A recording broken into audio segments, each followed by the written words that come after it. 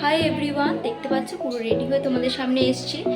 এটা আমার চ্যানেলের সেকেন্ড লং ভিডিও। তো কোথায় যাই না যাই পুরোটাই তোমাদের সাথে শেয়ার করবো। তো চলো দেখো।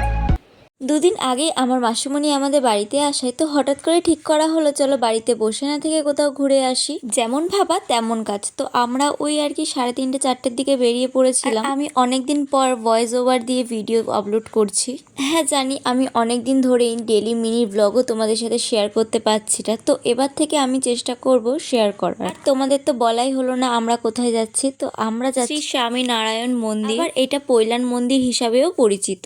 আমরা যেহেতু ওই 3:30 4টের দিকে বেরিয়েছিলাম, তো দেখো ভালোই কিন্তু রোদ্দুর রয়েছে, আর চারিদিকের এই প্রাকৃতিক সৌন্দর্যটা কত সুন্দর লাগছে। সত্যি বলতে আমার তো এক কথায় ভীষণই ভালো লাগছে। সাধারণত বিকেলবেলা করে তো আমি বাড়িতেই থাকি, তবে এই মাসিমণির দৌলতে কিন্তু আজকের একটু ঘুরতে যাওয়া হচ্ছে। রাস্তায় যেতে যেতে এই কালী মন্দিরটা পড়েছিল, এই মন্দিরটা কিন্তু খুবই জাগ্রত। আর এই তো কথা বলতে বলতে চলে এসেছি আমাদের গন্তব্যস্থলে। এই মন্দিরটি ডায়মন্ড হারবার রোডে পড়ে। ইতিহাসে বলা হয়েছে যে ভগবান স্বামী নারায়ণ বঙ্গোপসাগরের গঙ্গাসাগর পরিদর্শন করার জন্য এই ভূমি পেরিয়ে এসেছিলেন। এই মন্দিরটির ভেতরে টোটাল 8টি দেবতার মূর্তি রয়েছে। প্রথমেই আছে পরব্রহ্ম ভগবান শ্রী স্বামী নারায়ণ এবং অক্ষর ব্রহ্ম শ্রী গুণতীতানন্দ স্বামী। দ্বিতীয়ত আছে শ্রী ঘনশ্যাম মহারাজ। তৃতীয়ত রয়েছে শ্রী হরিকৃষ্ণ মহারাজ, ভগবান শ্রীকৃষ্ণ এবং শ্রী রাধাজির মূর্তি। চতুর্থতে রয়েছে ব্রহ্মস্বরূপ ভগৎজি মহারাজ। পঞ্চম মূর্তিটিতে রয়েছে শাস্ত্রীজি মহারাজ। ষষ্ঠ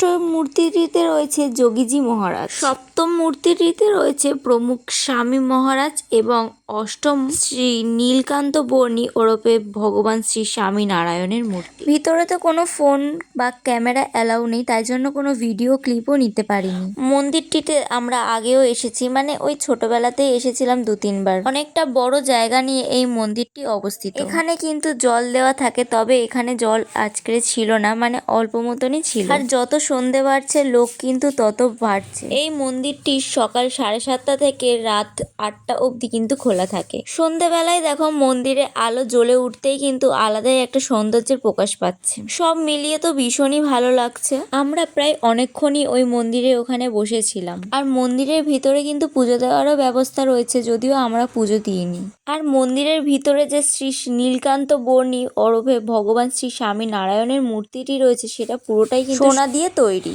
আর সেই মূর্তিটির ওপরেই কিন্তু সবাই জল অর্পণ করছে। আর আমরা এত ঘুরেছি, আমাদের তো খিদে পেয়ে গিয়েছিল, তো ভেতরে একটা রেস্টুরেন্ট ছিল, তো সেই রেস্টুরেন্টেই আমরা এসেছি। আর এখানকার খাবারও কিন্তু মোটামুটি আমাদের ভালোই লেগেছে। আমরা এখানে অর্ডার করেছিলাম দহি সামোসা আর কফি। আর এই রেস্টুরেন্টটা যেহেতু মন্দিরের ভেতরে, তো এখানকার সব খাবার দাবারই কিন্তু ভেজ। এখানে কিন্তু ভগবান শ্রী নারায়ণ দেবের প্রসাদ মানে খিচুড়িও কিন্তু তোমরা অর্ডার করতে পারো। আমরা যেহেতু বাড়ি থেকে খেয়ে গিয়েছিলাম, তো আমরা আর খিচুড়িটা অর্ডার করিনি, এই সিম্পলের মধ্যেই অর্ডার করেছিলাম। খাবারের টেস্ট তো আমার মোটামুটি ভালোই লেগেছে। আর এখানে খাবার কিন্তু খুবই কম প্রাইসের মধ্যেই তোমরা পেয়ে যাবে। খাওয়া দাওয়া শেষ করে আমরা কিন্তু বাড়ির দিকে রওনা দিয়েছি। আর বাইরে থেকে দেখো পুরো মন্দিরটা দেখাচ্ছি কতটা বড় জায়গা জুড়ে তৈরি। খানিকটা দেখো পুরীর মন্দিরের মতনও কিন্তু লাগে। সব শেষে কিন্তু ছোটখাটো একটা ঘোরা হয়ে গেল আমাদের। আর সত্যি কথা বলতে ভীষণ ভীষণ ভীষণ ভালো লাগছিল। খারাপ সময়গুলো তো আমাদের লাইফ থেকে কাটতেই চায় না, কিন্তু দেখো ভালো সময়গুলো কত তাড়াতাড়ি চলে যায়। আর